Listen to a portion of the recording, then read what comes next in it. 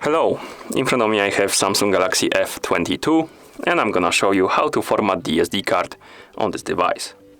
First we need to open the settings. To do it, swipe upwards on the screen to open the app menu and tap on the settings icon right here.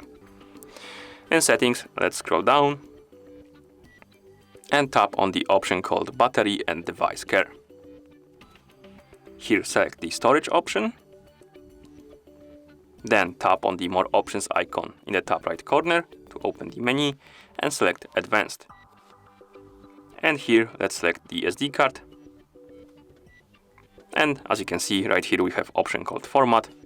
Tap on it, then tap on format SD card. Now let's wait until the SD card is done formatting.